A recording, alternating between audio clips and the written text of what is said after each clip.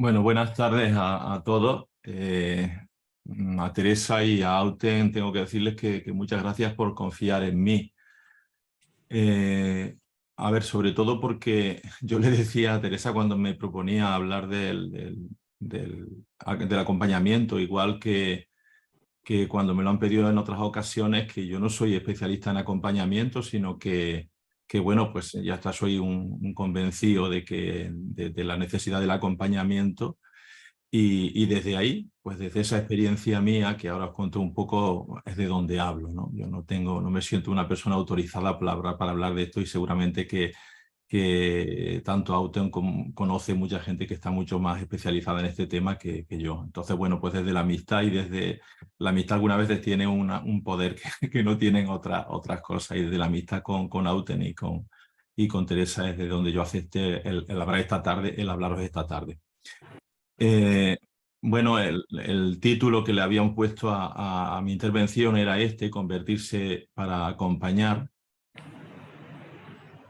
No sé si lo estáis viendo allí en vuestra pantalla.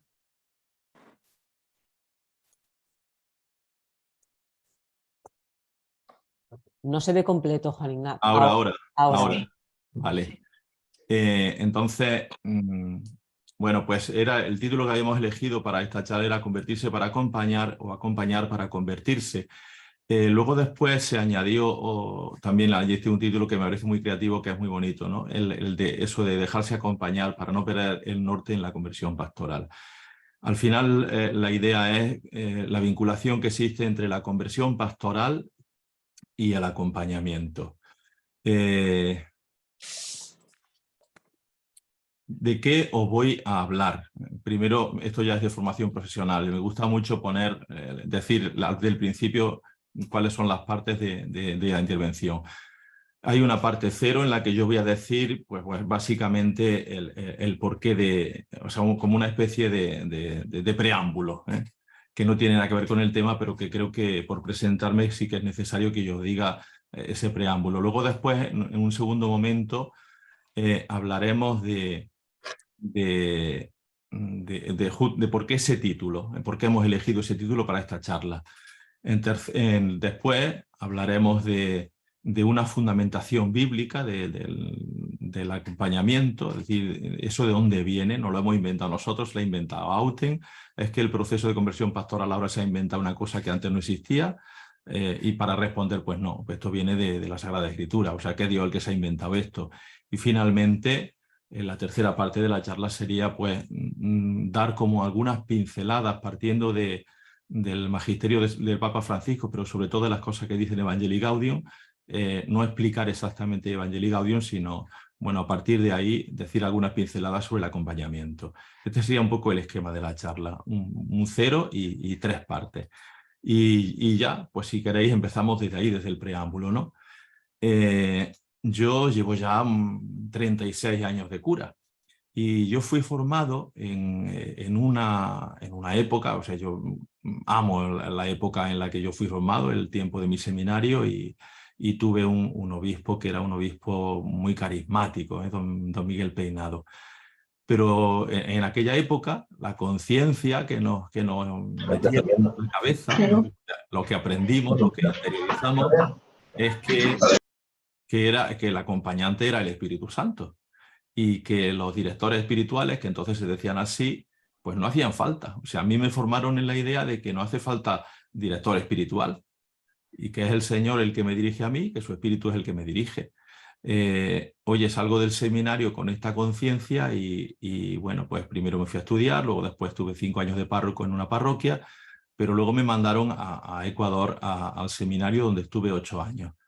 Y allí me pusieron precisamente de director espiritual. O sea que una cosa como que llamaba la atención, porque yo era una persona que de principio no tenía que creer, porque me habían enseñado a no creer en la dirección espiritual, y resulta que me pusieron de director espiritual en el seminario. Claro, ya empecé a entender que no se trataba de dirigir, sino de acompañar, ¿no? Y esto a lo mejor, bueno, yo no sé si darlo por supuesto de que las cosas han cambiado y que ya no hablamos tanto de dirección espiritual cuanto de acompañamiento, y no solamente de acompañamiento espiritual, sino de acompañamiento en muchos más sentidos. pero bueno, creo que a lo mejor vale todavía decirlo, porque todavía que nos quedan resquicios.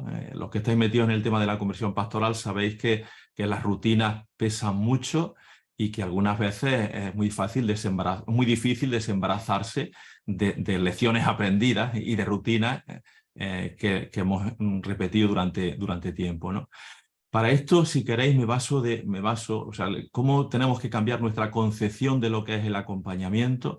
Me baso en ese texto que tenéis puesto ahí en la pantalla del profeta Jeremías, ¿no? Dice el Señor a su pueblo: ya no tendrán que enseñarse unos a otros diciendo, conoced al Señor, pues todos me conocerán, desde el más pequeño al mayor, oráculo del Señor, cuando perdone su culpa y no recuerde ya sus pecados. O sea, la idea es que yo no tengo que decirle al otro lo que el otro tiene que hacer. Yo no tengo que dirigirle al otro la vida. ¿Por qué? Pues porque Dios ha decidido meterse dentro de cada persona y decirle desde dentro a cada persona pues quién es y darse a conocer desde dentro de cada persona. Así que en todo caso, a mí lo que me tocaría es estar al lado de la persona para que la persona pueda descubrir lo que el Señor le está diciendo desde allí dentro.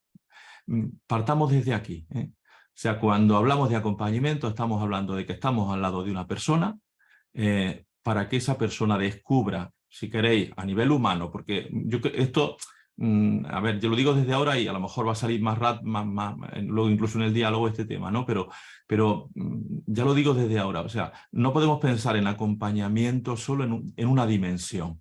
Estamos hablando del acompañamiento para el crecimiento personal, para que la persona sea cada vez más quien Dios ha querido que sea, y se construya como persona, pero también para un crecimiento espiritual y para un crecimiento pastoral, si queréis, que es en el tema en el que estamos, ¿no? Va todo junto, pero vamos a dejar ya claro que se trata de estar al lado de una persona o de estar al lado de un grupo para que esa persona y para que ese grupo sean capaces de sacar de sí de lo que ya tienen. Si queréis, eso que dice Jesús en el Evangelio, que el buen padre de familia es el que sabe sacar del arca lo antiguo y lo nuevo, bueno, pues vamos a aplicarlo aquí. No sé si es correcto del todo lo que acabo de decir, pero entendeme esta idea. El acompañamiento sirve para que la persona saque de sí todas las potencialidades que tiene. No le vamos a añadir cosas, es que ya están allí, solo que han de aflorar. Y también para que saque pues, la presencia de Dios que la persona tiene y las capacidades que Dios le está dando para manifestarse como creyente y luego también como líder para otros creyentes y para los no creyentes. Vamos a partir de ahí. No sé si esto a lo mejor había que darlo por supuesto porque ya estamos todos en otra línea, pero creo que vale la pena que lo digamos, ¿no? No hablamos de dirección, sino que hablamos de estar al lado, de caminar con, ¿no? Vale, ¿por qué este título? Es decir, ¿por qué yo elegí este título? Seguramente algunos ya me lo han escuchado también, esta misma idea que hay que convertirse para acompañar y que hay que acompañar para convertirse. O lo otro, el título que habéis añadido también vosotros, eso de que hay que estar acompañados para no perder el norte cuando uno se pone a hacer conversión pastoral, cuando una comunidad se mete en proceso de conversión. Primero, convertirse para acompañar. Creo que aquí no voy a decir cosas nuevas, porque ya las sabemos todos, pero a lo mejor las voy a decir relacionándonos con el tema que a nosotros ahora nos atañe, ¿no? Estamos convencidos, o estamos convenciéndonos, de que tenemos que pasar de la parroquia de servicio a la parroquia de proceso. ¿Eso qué significa? Pues significa que nuestras parroquias están acostumbradas. Yo ahora mismo, por ejemplo, estoy en una parroquia que fue puntera cuando se creó en los años 50 y luego posteriormente. Las parroquias estaban creadas para servir a los que ya eran cristianos, que había muchos. Y por lo tanto la tarea fundamental de las fuerzas, vamos a decirlo así, de las fuerzas vivas de la parroquia era prestar servicio a las personas. Y las personas ya eran creyentes, por lo tanto prestábamos servicios distintos a diversas personas que ya formaban parte de la comunidad parroquial. Es decir, pues si una persona, una familia necesita celebrar la primera comunión de su hijo, pues se celebran las primeras comuniones. Y si hay que hacer bautismo, pues se presta este servicio. Pero no solamente los curas tenían que hacer este servicio, porque también la gente que estaba implicada en la parroquia, cada uno era como que estaba especializado en prestar un servicio a una persona o a un grupo de personas que necesitaban este servicio. Incluso lo hacíamos por sectores. Por un lado atendíamos niños, por otro lado atendíamos adultos, por otro lado atendíamos ancianos, por otro lado atendíamos enfermos. ¿Esto está mal? Pues como voy a decir yo que está mal, eso está bien. Es decir, hay que atender a las personas que ya están formando parte de la Iglesia y que nos demandan pues una necesidad que tienen. Lo que pasa es que nos damos cuenta de que la situación ha cambiado. O sea, no estamos ahora, ya cogió el ejemplo de la parroquia de Cristo Rey, no estamos ahora en la época en la que esta parroquia se fundó. Estamos en otra época distinta. No podemos dar por supuesto que todos ya son parte de la Iglesia.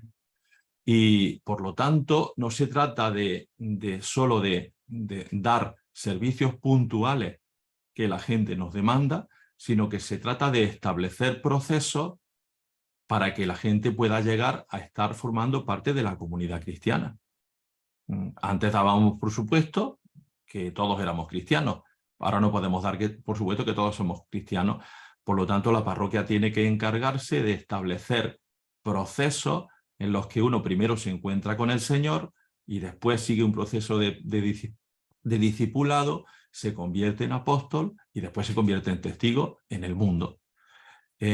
Claro, para que se puedan establecer procesos personales y procesos grupales, hace falta gente que acompañe. O sea, el convertir a la parroquia, el convertir nuestra parroquia en una parroquia de proceso, nos exige que avancemos en el arte del acompañamiento. Y claro, alguno puede pensar, pues menuda tarea tenéis ya los curas, venga, vamos para adelante. Bueno, y menuda tarea tienen también los laicos que están implicados en los procesos de conversión pastoral. Seguro que también estáis de acuerdo conmigo en que antes nuestra parroquia, esto a lo mejor suena feo decirlo así, pero bueno, es por entendernos, la parroquia estaba concebida como una masa, es decir, con muchísima gente, y nos preocupaba mucho el tema de los números. Todavía nos sigue preocupando el tema de los números, cuando eso nos parece que nos entra como no sé, como el miedo, como la tristeza, de, uy, qué poquitos somos ya, antes éramos muchos y ahora somos poquitos. Pero es que esto ya tampoco es así. O sea, ya no concebimos la Iglesia como el lugar en el que hay muchísima gente, sino que nos damos cuenta de que tenemos que concebir la comunidad parroquial o la comunidad que sea, la comunidad cristiana, tenemos que concebirla como una comunión. No es mucha gente que se junta para hacer cosas, sino una gente que siente que entre ellos hay una relación que no es solamente humana, sino que va más allá de lo humano, también lo humano está, pero que tienen una unión que tiene que ver con Dios, a eso le llamamos comunión. Para pasar de la parroquia concebida como mucha gente a la parroquia concebida como una comunión, necesitamos también, o sea, nos va a pedir que acompañemos. O sea, el convertirse, al final tenemos que hacer acompañamiento porque si no, no sale la conversión. Luego, la idea de una parroquia como una comunidad de comunidades. Aquí hay muchas formas de decirlo. Alguna gente dice una familia de familias, una comunidad de comunidades, un grupo grande de grupos pequeños. Y aquí hay muchos matices y bueno, pues los estudiosos, los expertos en esto, como que no es que se peleen, pero bueno, tienen distintas opiniones. No lo vamos a meter aquí en esta discusión. Lo que sí es que tenemos que entender que la parroquia tiene que ser un grupo grande compuesto por grupos pequeños. La misa del domingo, que es común para todos, pues es esencial, pero en la misa del domingo estamos mucha gente y uno se siente anónimo, se siente perdido y por lo tanto necesitamos Yo ahora cuando estoy yendo a las confirmaciones, lo primero que hago es explicarles siempre. La homilía es dos partes. La primera parte siempre la misma, la segunda parte es los textos de la Sagrada Escritura que hemos proclamado. Y la primera parte siempre es básicamente explicar esto. Tú tienes una familia pequeñita. Ayer fue simpaticísimo porque había un niño, la mamá y la abuela sentados en el primer banco y ya pues ellos me dieron el juego para explicarlo.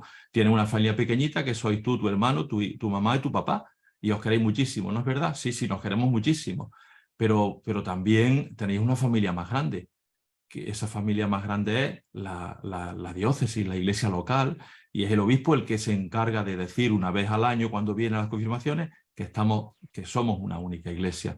Bueno, pues quizá ahora aquí tendría que decir como al contrario, ¿no? Tenemos conciencia de ser una iglesia muy grande, pero si no somos pero para de verdad sentir pertenencia, que me parece que es esencial, necesitamos pertenecer a un grupo más pequeño. La parroquia es una comunidad de comunidades. Y en cuarto lugar, oye, de ser dispensadores, el convertirse, hacer la conversión pastoral significa convertirse, para pasar de ser dispensadores a ser compañeros de camino. A lo mejor lo de dispensadores suena feo, pero de hecho es así. O sea, todos hemos sido dispensadores y seguimos siéndolo. ¿Tenemos que dejar de serlo? Pues seguramente que no, claro que no.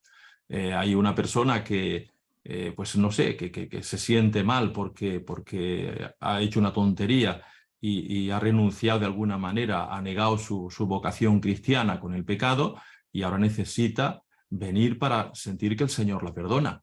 Y entonces el cura, Juan Ignacio, le toca dispensar el perdón de parte de Dios.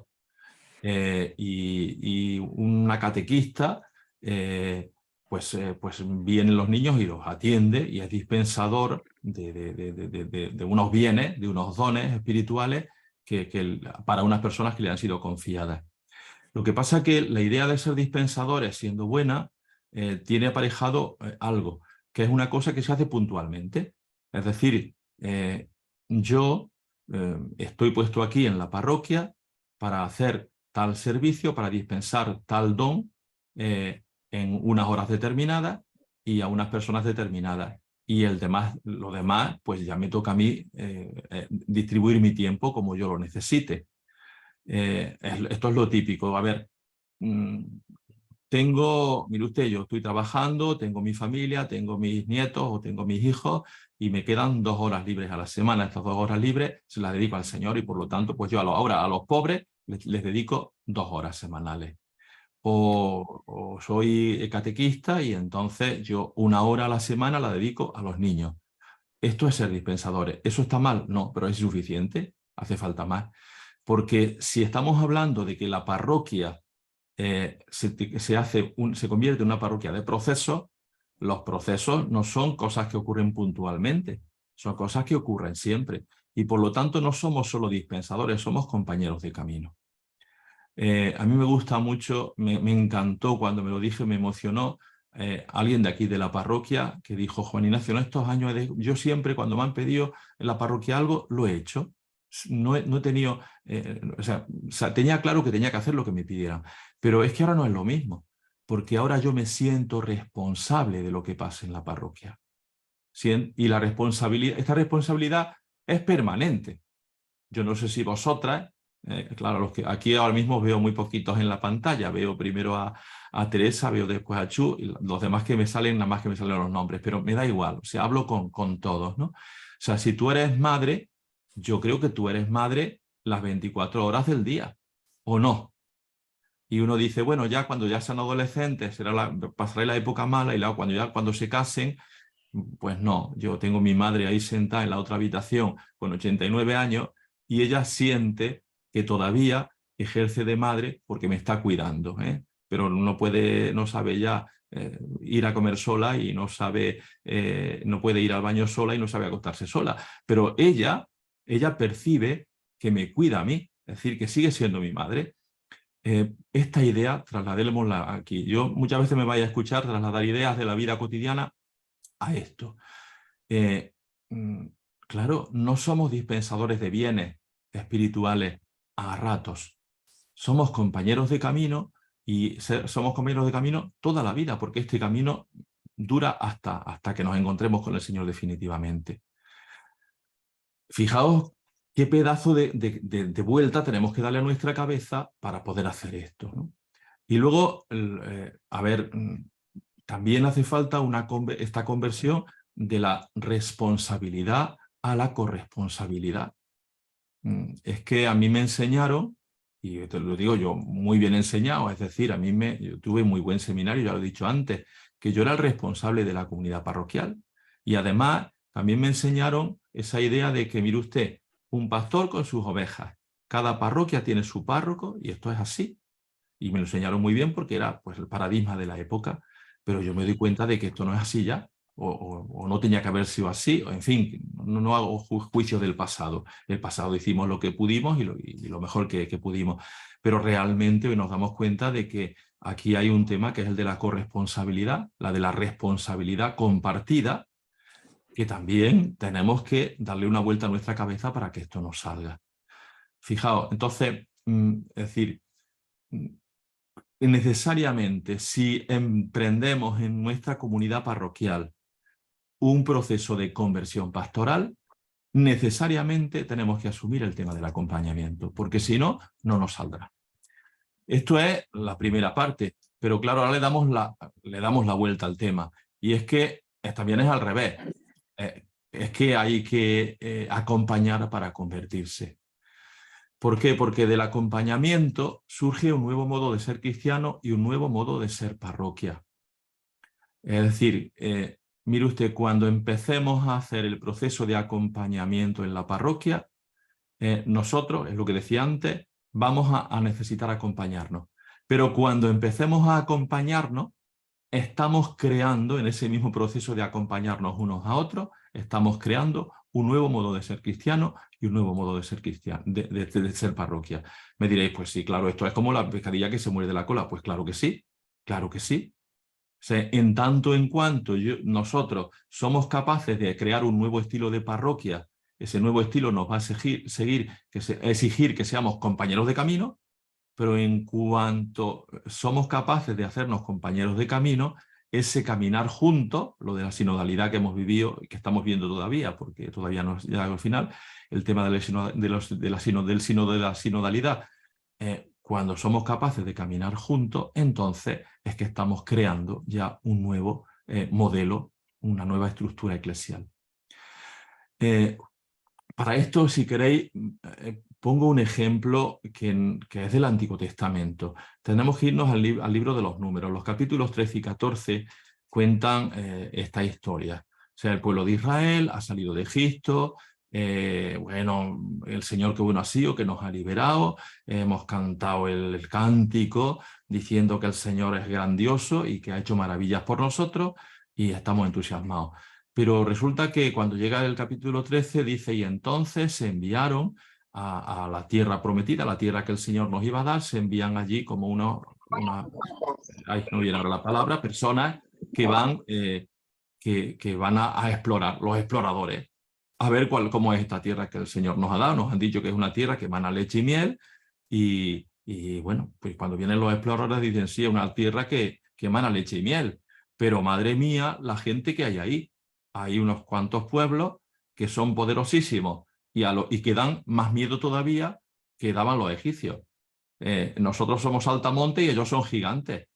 Y aquí, justo en este momento, dicen, y mejor sería volverse a Egipto, porque no nos buscamos un líder y nos volvemos a Egipto. O sea, el término que nosotros habitualmente utilizamos, ese de conversión y de convertirse, es un término que está expresado con una palabra hebrea, con un término hebreo sub, que significa eso, volverse. Pues fijaos, la primera vez que utiliza este término en la Sagrada Escritura, lo utiliza no en sentido positivo, sino en sentido negativo. Y es esto, que Dios ha elegido un camino para nosotros y nosotros estamos, bueno, el pueblo de Israel, el pueblo de Israel, Dios ha elegido para el pueblo un camino y el pueblo de Israel quiere hacer el camino de vuelta, es decir, quiere volverse para atrás. Y Dios le dice, no, vuélvete al camino que yo te he marcado.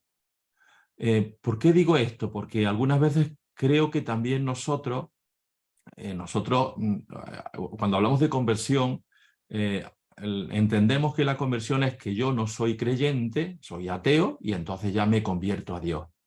Pero esto no es esta no es la estructura que aparece en la Sagrada Escritura, en el Antiguo Testamento.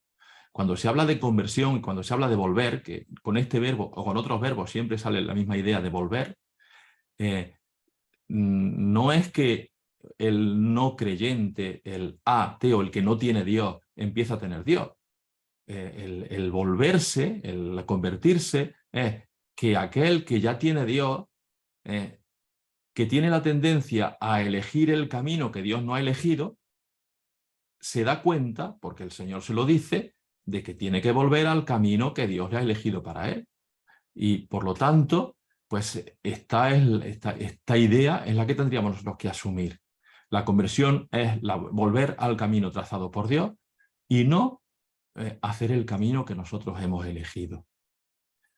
En este sentido, hablamos nosotros de la conversión pastoral. La conversión personal no es solamente que yo me convierto de las cosas que yo, porque tenemos una idea de conversión que algunas veces puede ser como muy intimista. O sea, yo he hecho tal cosa mal hecha, es una cuestión moral entre Dios y yo, él ha hecho mal y entonces yo le pido perdón al Señor, el Señor me perdona y ya hemos terminado el asunto. No, mire usted, cuando vamos a confesarnos, nos confesamos, pues no sé, mire usted que he puesto verde a mi vecina, la he criticado como bellaco y también que no he sido responsable porque tenía que haber hecho tal cosa y no la he hecho. Y porque, no sé, porque no he tratado a los pobres, oye, es que hay un pobre y lo he tratado a puntapiés en lugar de mostrarle la ternura de Dios. No he compartido mi vida con él. Y esto está bien, esto es conversión también. Pero yo lo que os invito a preguntaros es si alguna vez nos preguntamos nosotros, oye, nos hemos planteado si de verdad estamos eligiendo en nuestra parroquia el camino que Dios ha elegido para nosotros.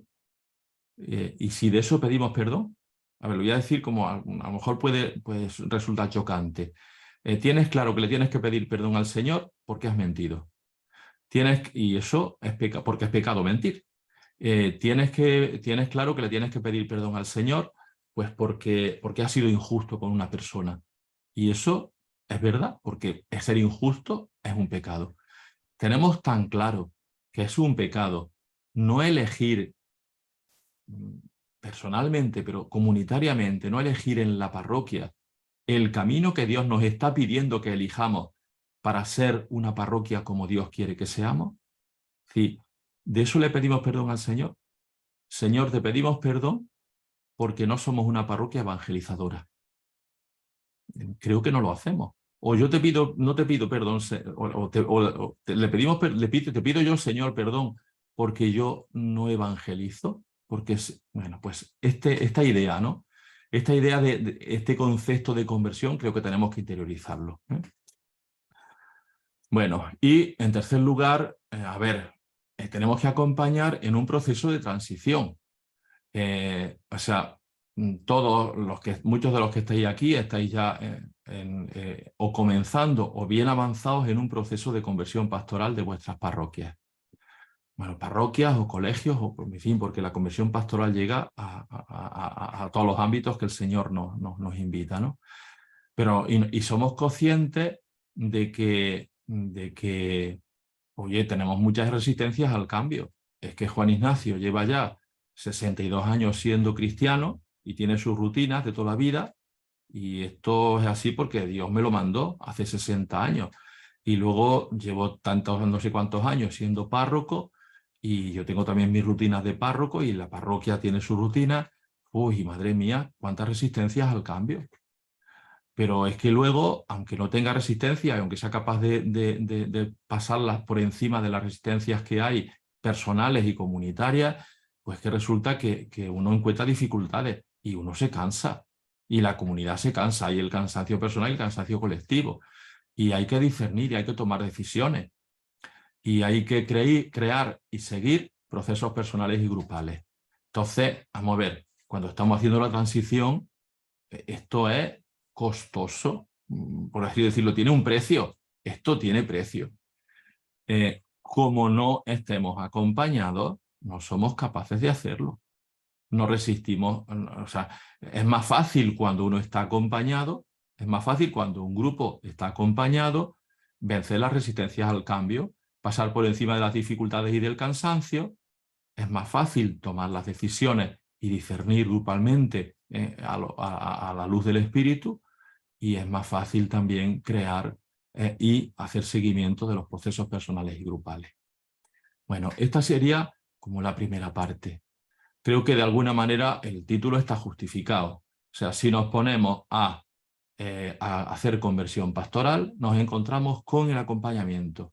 Cuando somos capaces de potenciar un acompañamiento, eso genera conversión pastoral. Pero es que el proceso de transición necesita del acompañamiento, porque si no es un proceso muy duro. Vale, segunda parte. 2 evangelios clave. Aquí hay muchos evangelios, aquí hay muchos evangelios que podríamos citar, pero yo solamente cito 2.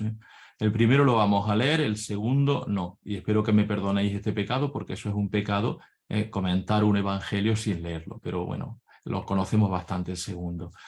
Este puede resultaros como llamativo. ¿Qué tiene que ver esto con el acompañamiento? Es un trocito del capítulo 13 del Evangelio de Mateo, una parábola que todos conocemos, pero que sí que la he puesto aquí porque me parece que el verla con colores es significativo. Fijaos lo que dice la parábola. El reino de los cielos se parece a un hombre que sembró buena semilla en su campo, pero mientras los hombres dormían, un enemigo fue y sembró cizaña en medio del trigo y se marchó.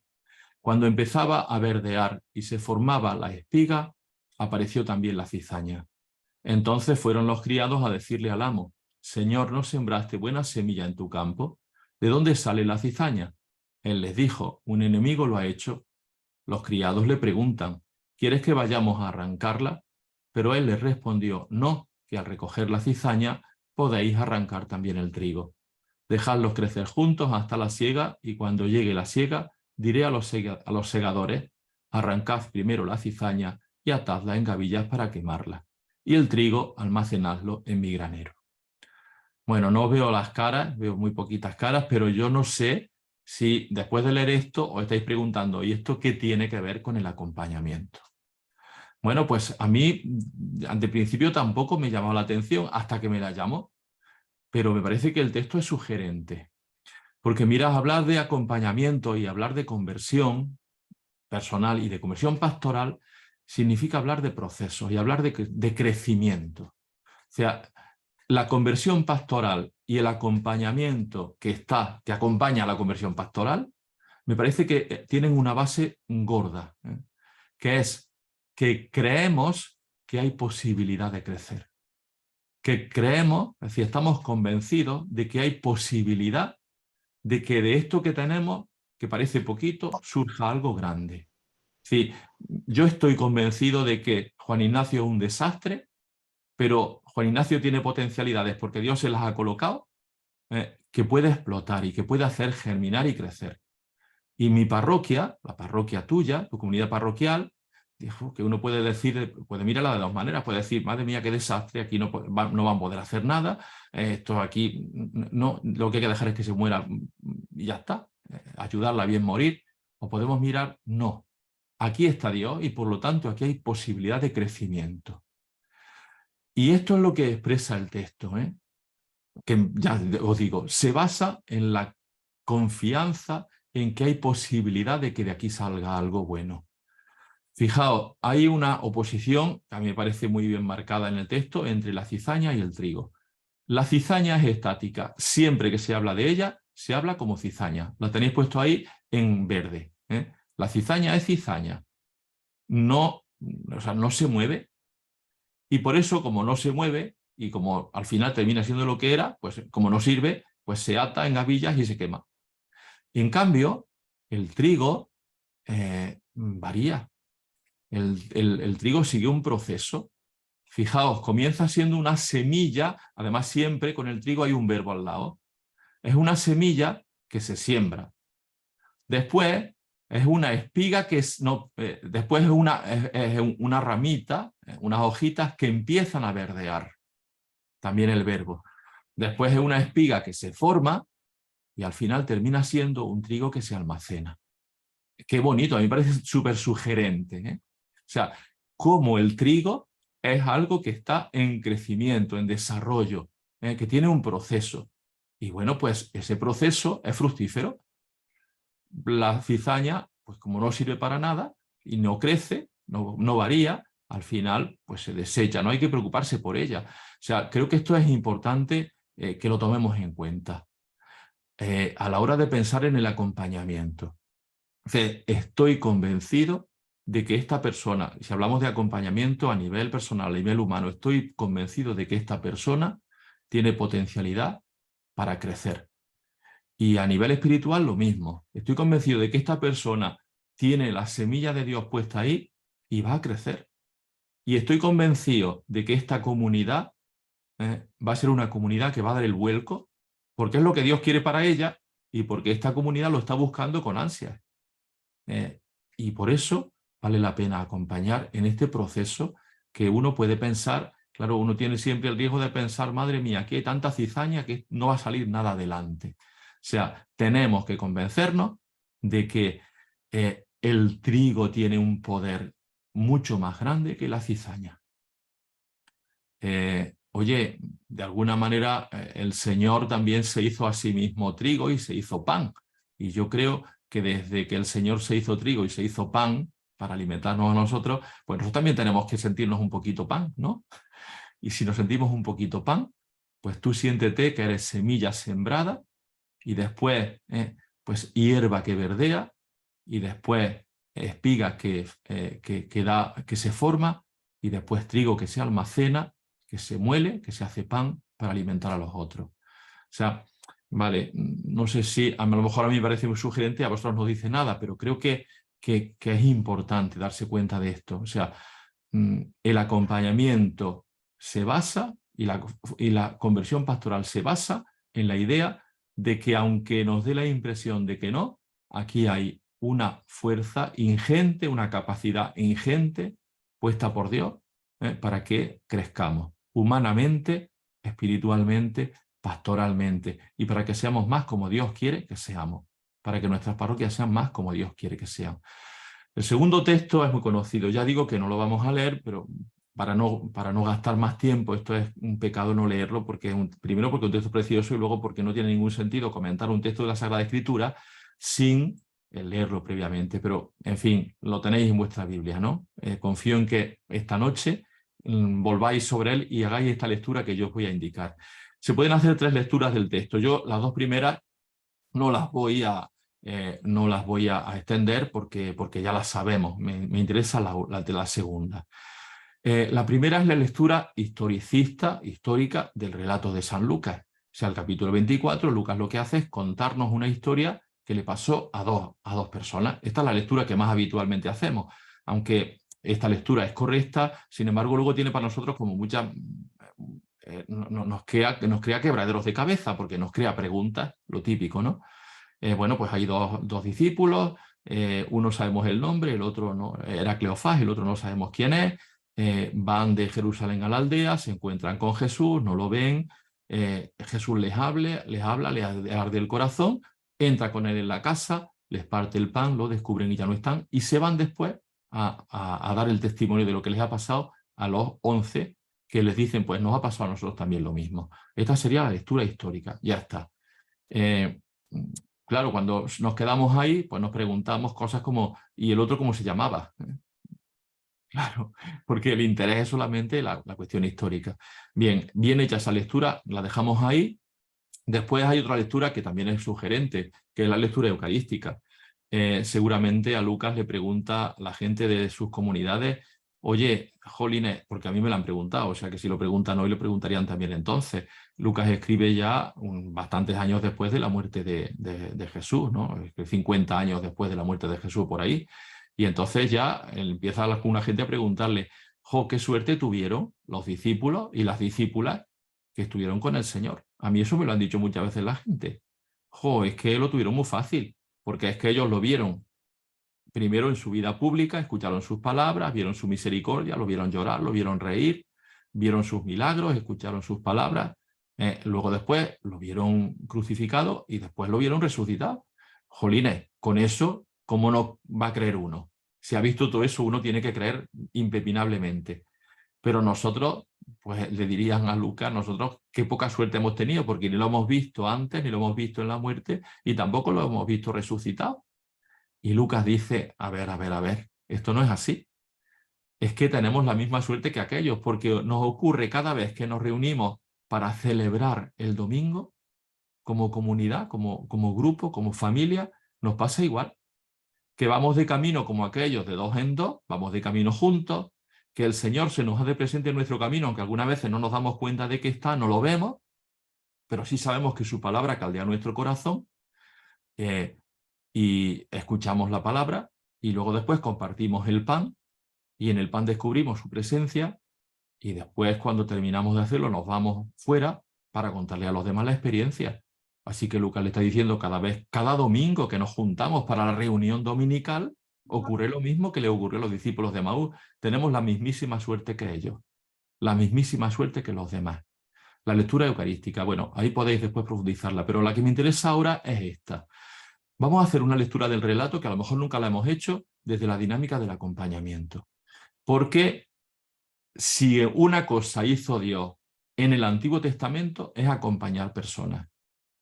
Antes algo lo apunté, pero ahora digo, mire usted, esto no es un invento, el acompañamiento no es un invento. O sea, hemos tenido modelos de acompañamiento y hay santos insignes que han inventado, que el Señor le ha suscitado modos de acompañar. Pero esto no es un invento de un santo ni de una época histórica de la Iglesia. Esto se lo inventó Dios. Básicamente en el Antiguo Testamento lo que Dios hace es acompañar personas, acompañar a su pueblo. Y bueno, pues si en el Antiguo Testamento Dios acompaña, pues yo qué sé, a Adán y Eva que estaban en el jardín, en el segundo relato que es precioso de la creación, y Dios los acompaña y se baja a pasear por las tardes por el jardín, y cuando el hombre peca, pues resulta que se esconde y Dios baja y dice, ¿qué pasa? ¿Que hoy hemos suspendido el paseo? ¿Qué pasa aquí? Y si luego Dios acompaña a Abraham en ese camino largo que tiene que hacer también de fe y físico, y si Dios acompaña también después al pueblo que sale de Egipto y que va buscando la libertad, y si Dios acompaña a través de los profetas, o sea, pues resulta que es que si el Dios del Antiguo Testamento es un Dios fundamentalmente compañero de camino, Jesús es el modelo de acompañante en el Nuevo Testamento. Jesús se convierte también en acompañante. Mirad lo que dice el relato. Casi que las imágenes nos valen aquí más que las mismas palabras, porque creo que las imágenes recogen muy bien las palabras del texto de Lucas. Dice el texto de Lucas que Jesús se puso a caminar con ellos. Y esto es lo primero que tenemos que hacer como acompañantes. Caminar con. Caminar con. Se trata de hacer un camino, y en el camino somos todos compañeros. Quizá a lo mejor nosotros hemos abundado mucho esa idea de que bueno, pues que hay un pastor y que es el que guía y que es el que va adelante, y hay pues un responsable de no sé cuánto en la parroquia que es y que tiene que haberlo. Yo no digo que no tiene que haber pastor, pues entonces claro, me quedo sin trabajo si yo soy pastor. Y claro que tiene que haber responsables, pero oye, el responsable y el pastor es el que se pone a caminar con ellos. Esa imagen de ahí es muy sugerente. Jesús está en medio con su garrota, como los otros dos, como los dos otros. Es compañero de camino. Y es compañero de camino y ellos no son capaces de reconocerlo. Oye, pues es que resulta que nosotros necesitamos que se ponga el Señor a acompañarnos y necesitamos que alguien nos acompañe, porque algunas veces no somos capaces de reconocer la presencia del Señor. Es que nuestros ojos son así. Es que nuestras capacidades son limitadas. Y a lo mejor tenemos mucha fe y estamos súper convencidos, pero, sin embargo, no somos capaces de ver al Señor. Y esto, pues, tenemos que tenerlo en cuenta, porque es igual que lo que pasaba en este relato. Así que el Señor se pone a caminar con ellos, no eran capaces de reconocerlo, nosotros, acompañantes, nos ponemos a caminar con, porque algunas veces nuestros ojos no son capaces de reconocer al Señor presente en nuestras vidas. Bueno, y aquí ponéis todos los casos a nivel personal, pero también a nivel de conversión pastoral. Es que yo a lo mejor hoy estoy convencido, ya hemos empezado el proceso, el primer año ha sido precioso, porque esto parecía que iba como la espuma, y hemos convencido a un grupito y hemos sido capaces de transmitirles a la parroquia, y luego viene ya la segunda parte, la segunda fase, y madre mía, qué trabajo nos cuesta, y entonces no vemos que el Señor esté aquí, y no vemos que esto esté funcionando. Pero por eso necesitamos que haya alguien acompañando para que nos recuerde, oye, mira, que el Señor está aquí. Vale, se puso a caminar con ellos, no eran capaces de reconocerlo. La segunda parte, Jesús entró para quedarse con ellos. Jesús no solamente se hace compañero de camino, sino que entra en la casa. ¿Y cómo entra Jesús en la casa? Jesús entra en la casa de un modo muy especial. Alguien puede decir, un poquillo falso fue el Señor, porque simuló. Dice el texto, simuló que iba a seguir adelante, pero ellos le dijeron, no, entra con nosotros a cenar, que ya es de noche y hay que cenar, y ¿dónde vas a ir a esta hora de la noche? No es que Jesús simule, es que Jesús tiene un profundo respeto por las personas. Jesús entra en la vida de estos dos cuando ellos le dejan entrar. Y a mí eso también parece muy sugerente. Acompañamos cuando nos abren la puerta. Somos compañeros de camino y estamos llamados a entrar en la casa, pero entramos en la casa cuando nos abren la puerta. Porque algunas veces el otro no está todavía preparado para abrir la puerta y nosotros queremos entrar a toda costa. Y entonces no acompañamos, sino que violentamos, agobiamos, violamos la intimidad de la persona. Hay que entrar, hay que entrar, pero hay que entrar como Jesús entró. Y bueno, Jesús algunas veces entra así, de modo muy quedado, muy quedito, pero algunas veces también Jesús entra de forma estridente, pero pidiendo permiso. A Zaqueo, acordaos, le dice, Zaqueo, bájate ahora mismo, que me tengo que ir a tu casa a hospedarme. La gente dice, ¿se fue a comer? No, le dijo hospedarme, es decir, prepárame comida y cama. Y Zaqueo lo aceptó, pero Jesús pidió permiso. No se metió allí como un elefante en cacharrería. Hay que entrar. Acompañamos entrando en la casa del otro. Bueno, ya sabéis lo que significa entrar en la casa del otro, con sumo respeto. De esto hablaremos después. Después se sentó a la mesa con ellos. Y ahora, claro, aquí me diréis, qué bien, pues cuando acompañamos nos tenemos que sentar a la mesa con la gente. Nos va a pasar genial, porque claro, todos los acompañamientos son con fiesta y comida. Cuando yo estaba en Ecuador, me decían los chicos a los que yo acompañaba también en el seminario, que alguna vez me invitaron en su casa, algún cumpleaños, lo que sea, decían, Juan Ignacio, es que nosotros, porque te ponían allí cualquier cosica, un plato de arroz muy grande con arriba, nada, una guinda de carne, y se comía lo que sea y ya todo el rato era bailando. Juan Ignacio, ustedes los españoles, cuando hacen fiesta, lo que hacen es comer, comer, comer y comer. Y nosotros cuando hacemos fiesta lo que hacemos es bailar, bailar, bailar, bailar y bailar. Pues comer, comer y comer es importante. Es decir, esto lo hizo Jesús.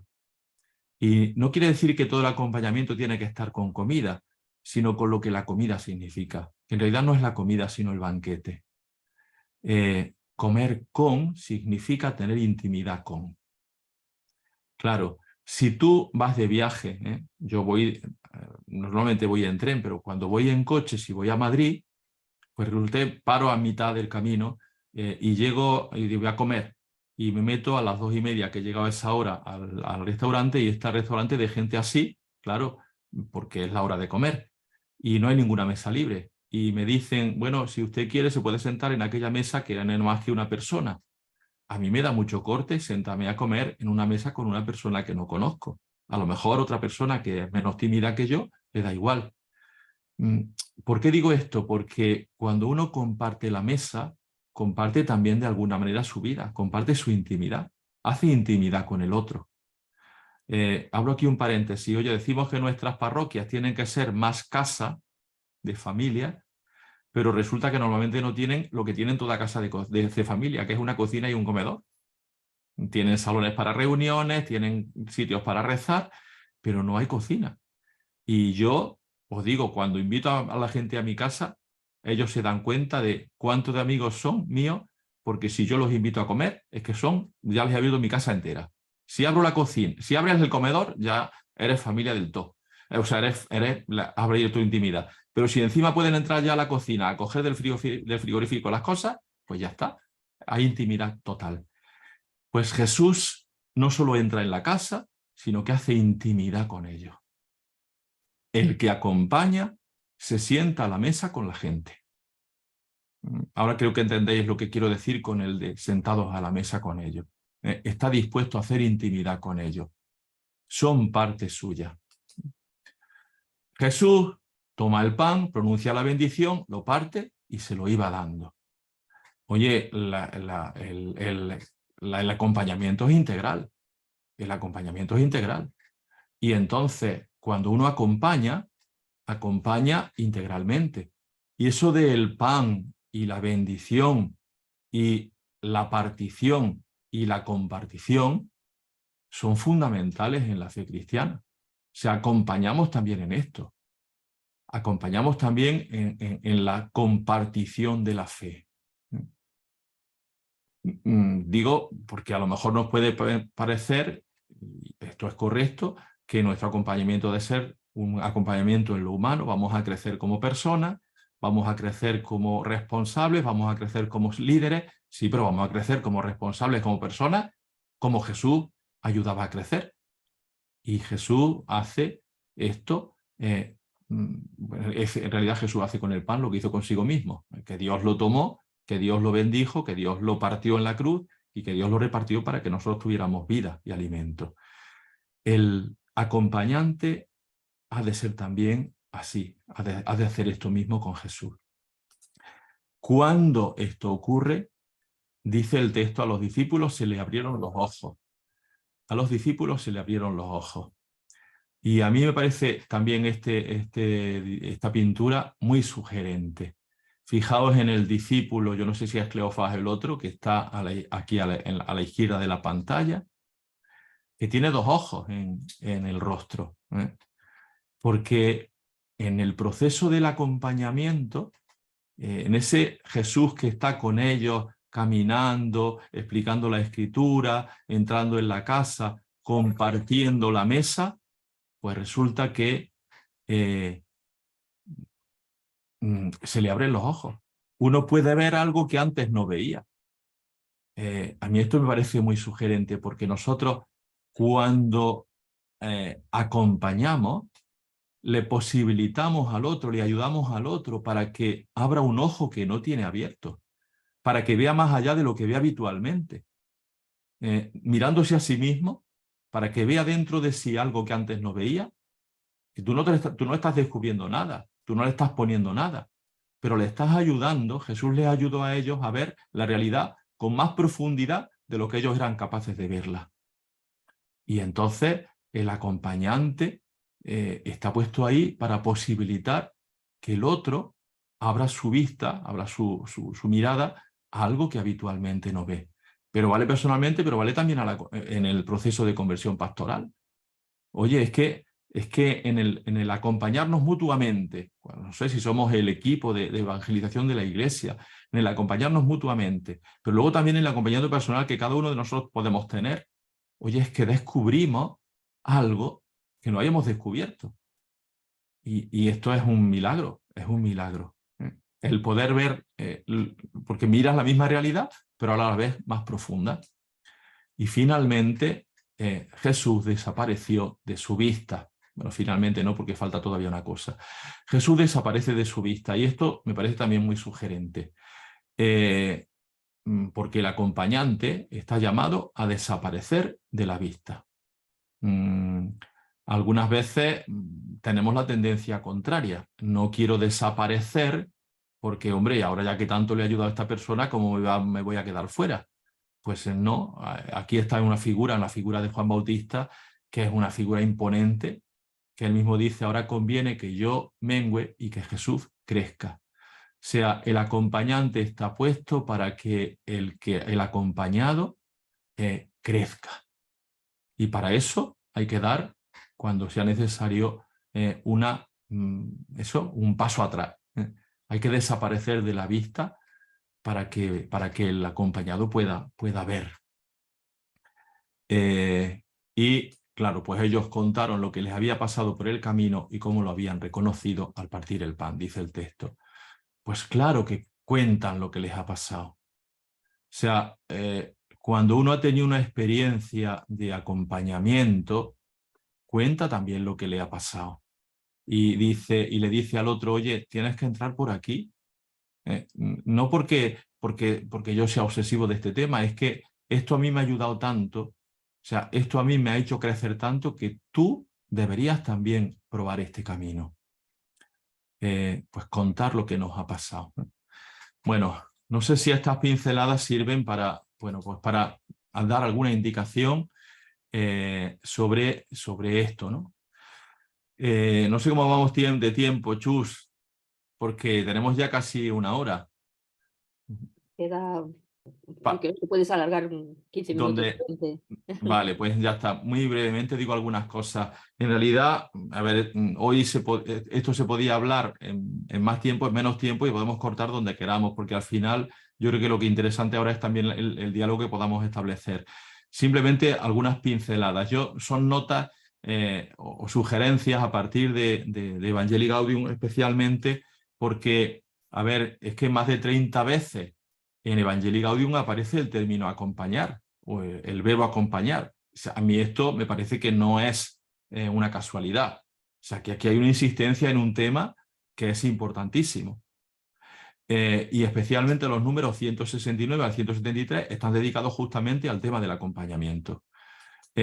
Algunas cosas. Yo voy a decir 10 cosas muy brevemente comentando. Las primeras, acompañar desde una mirada cercana. Tenemos que acompañar desde la cercanía. Esto no quiere decir que tenemos que ser como la vieja del visillo, asomados todo el rato a ver por dónde va la vida de este, que me la va a dar con queso, tengo que estar muy atento y tengo que llevarle... No, no, no. La mirada cercana quiere decir que tiene que ser una mirada, primero, conmovida y después una mirada comprometida. O sea, a mí me conmueve lo que te pasa a ti, y después me comprometo con lo que te pasa a ti. Eso es una mirada cercana. Aquí hay mucha gente que esto lo pone en tela de juicio, porque alguna gente dice que en realidad no tenemos que implicarnos demasiado con el acompañado. Aquí cada maestro tiene su librico, e incluso las escuelas de psicología, que es que está ahí como también. Creo que algunos sabéis también psicología, incluso más que yo, pues algunos dicen no hay que implicarse demasiado. Otros dicen, bueno, sí hay que implicarse. Yo os digo, para mí, el modelo, el maestro, y tiene su librillo, que no es un librillo, es el libro, es Jesús. Y Jesús se implicó. O sea, Jesús lo vemos que que le afecta a la vida de la gente. Jesús llora con quien llora y Jesús se conmueve con... Entonces yo creo que tenemos que tener una mirada, o sea, nos tiene que conmover el otro. Y el otro, trasladamos siempre a lo comunitario también. A mí me tiene que conmover mi parroquia. Sí, no es lo mismo que yo esté cabreado porque mi parroquia no es como es, a que a mí me duela que mi parroquia no es como tiene que ser. ¿Me entendéis la idea? O sea, a mí mi parroquia yo tengo que querer mucho a mi parroquia, aunque sea un desastre, pero la quiero.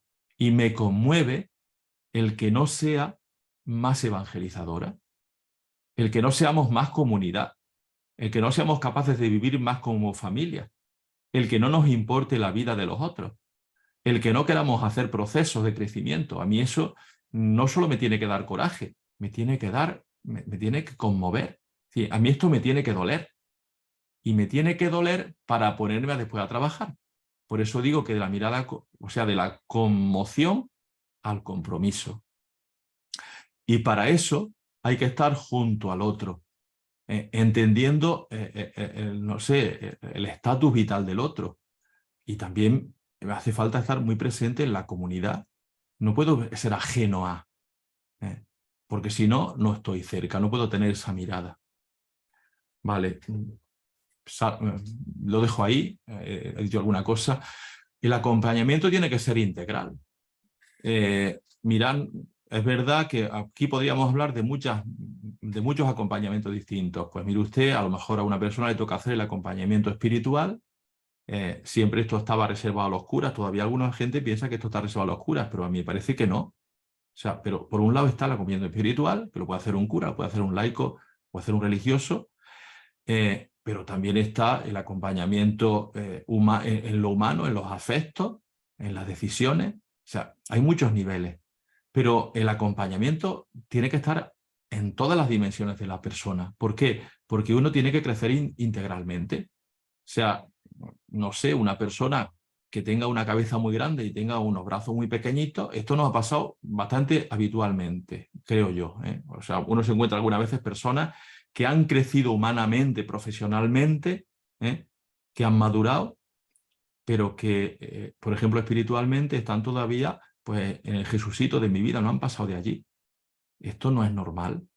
Tenemos que ayudar a crecer en todas las dimensiones. En la parroquia también tenemos que ayudar a crecer las personas y a crecer la parroquia como parroquia en todas las dimensiones. Y aquí, pues eso, los que estáis en Nauten ya sabéis porque esto es habitual de hablar así de Nauten, ¿no? Tenemos un corazón, Juan Ignacio tiene un corazón, que es el centro de todo. De aquí nace todo. Uno quisiera algunas veces, incluso en alguna época nos enseñaron que esto que no existe, que hay que esconderlo porque no. Pero aquí nace todo en el corazón. Todo lo sustenta y de él todo brota. Los sentimientos, las emociones. Y luego Juan Ignacio tiene una cabeza para pensar, para decidir. Y luego Juan Ignacio tiene unas manos con las que hace cosas, las acciones. Y luego Juan Ignacio tiene unos pies con los que camina. Yo lo de los pies es porque que son los hábitos. Mi abuela era comadrona y nos contaba, yo me acuerdo de contar ella, claro, era comadrona en aquella época en la que los partos eran en las casas y algunas veces la llamaban por las noches y se pasaba la noche por ahí en los cortijos. Y ella, en mi pueblo hay un paseo muy largo. Y ella decía, cuando algunas veces tengo tanto sueño que cuando entro al paseo, cierro los ojos en la entrada del paseo y sigo andando, dormía hasta que llego al final del paseo y ya cuando voy llegando al final del paseo ya lo sé yo, eso mi cuerpo lo intuye, abro los ojos para no toparme ya con las escaleras y no caerme. Es decir, los pies son los hábitos. Es decir, pues ayudar a crecer en el corazón, en la cabeza, en las manos y en los pies. Acompañamiento integral. Después, acompañar desde el respeto y la reverencia. Oye, parto de un ejemplo, como antes os he dicho, muy, muy habitual, que después lo trasladamos. O sea, si acompaño desde el respeto y la reverencia, para mí es una alegría ver cómo los otros van dando pasos. Cómo mi parroquia va dando pasos. Y cómo la parroquia de al lado, esto también es más difícil, pero también, si de verdad estoy acompañando el respeto y la reverencia, cómo la parroquia de al lado va dando pasos. Cuando no surgen celos, porque el otro está consiguiendo algo, porque la parroquia nuestra está consiguiendo algo, y porque la parroquia de al lado está consiguiendo algo, las cosas van bien. Sí. ¿Qué alegría siente uno cuando eso ocurre? Por ejemplo, acordaos, la alegría que siente Jesús porque descubre que el reino ha sido revelado a los sencillos. Jesús dice el Evangelio emocionado, miró para el cielo y dijo, gracias Padre, porque así te pareció mejor, que los pequeños conozcan el misterio de tu reino. O sea, y esa alegría, yo creo que esa alegría es la que también tiene que surgir en el acompañante, en la acompañante, ¿no? O sea, claro, aquí estáis padres y madres, cuando tu hijo empezó ya a ir a la guardería y ya empieza a dibujar, no, a pitarrajear, pues resulta que el día de la madre le dice, venga, vamos ahora todos a hacer un dibujo para mamá. Y le vamos a poner aquí, felicidades mamá, o feliz día de la madre, y te hacen allí un dibujo y tal. Te llevan el dibujo a tu casa. El dibujo es un auténtico mamarracho. Sales bizca. Pero a ti te pareció un Picasso y lo pusiste en la nevera con un imán y todavía lo tienes y tu hija tiene ya 22 años. Es que es así. Y el primer paso que dio tu hijo te pareció un logro, como si hubiera subido al Everest, ¿eh? Y la primera palabra que dijo, se te cayó la baba. Sí, si acompañamos desde el respeto y de la reverencia, es que nos emociona que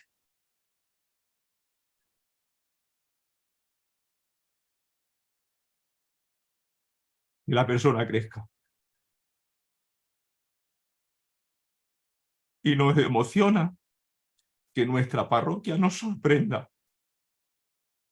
porque no esperábamos que eso pudiera ocurrir. Perdonad, ¿eh? Es que emociona, es que es así. Y eso es una gracia. Sentir eso es una gracia. O sea, yo digo, para mí, sentir esta emoción, eso es un regalo de Dios.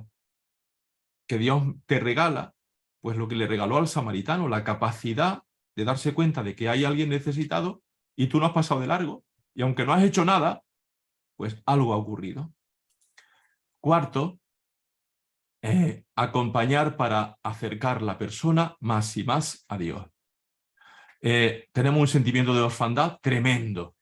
Hoy hablan muchísimo a todas las escalas del sentimiento de orfandad. Pero bueno, si nosotros tenemos un Dios que es el Padre más Padre que existe, pues mire usted, es que estamos ahí puestos para eso, para sentir que la gente pueda percibir la paternidad de Dios. Ese Dios, el de la parábola del hijo pródigo, aquí he puesto el texto, Lucas 15, que cuando el hijo le dice, Padre, que me voy, dame los dineros, ¿qué hubierais dicho los padres y las madres que estáis aquí ahora escuchando? ¿Qué hubierais dicho? No, hijo, te va a ir mal, va a ser un desastre, ya verás lo que te va a pasar, te vas a arrepentir. Le dio el dinero y se fue. La puerta de la casa estaba abierta para que se fuera. Cuando el hijo viene, la puerta de la casa estaba abierta para recibirlo. ¿Qué hubiéramos dicho a los padres y madres de la tierra? Te lo advertí, te lo dije.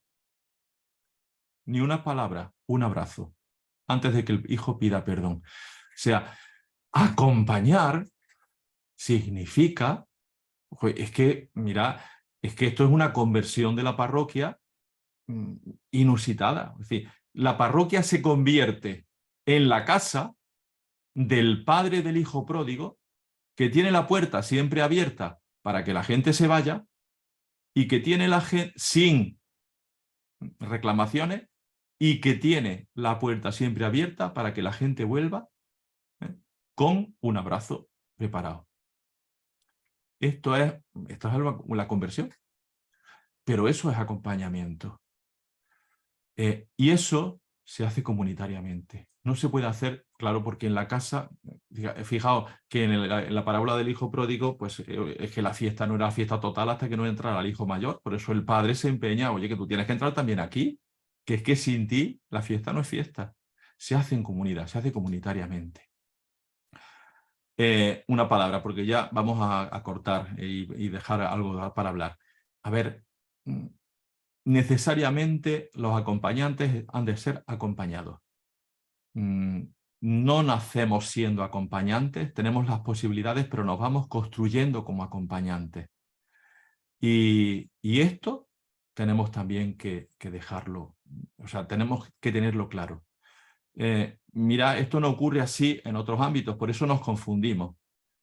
Yo tengo, pues yo qué sé, una hermana que es médico y tengo también algunos chicos que los he bautizado yo, que son ahijados míos, que están estudiando, dos hermanos, medicina, pues ya avanzados, uno ya terminó el MIR y ya está trabajando. Y eso sigue el proceso. Uno primero es aprendiz, o en una profesión, uno es aprendiz y luego después se convierte, no sé, en aprendiz segundo y después se convierte en ayudante primero y después se convierte ya en maestro. Pero es que en la vida cristiana no es así. En la vida cristiana somos todos discípulos y solo Jesús es el maestro. Y uno nunca llega al grado de maestro. Por lo tanto, todos estamos aprendiendo el arte de acompañamiento, aunque tengamos muchos años y aunque tengamos mucha práctica y aunque nos han dado muchos títulos.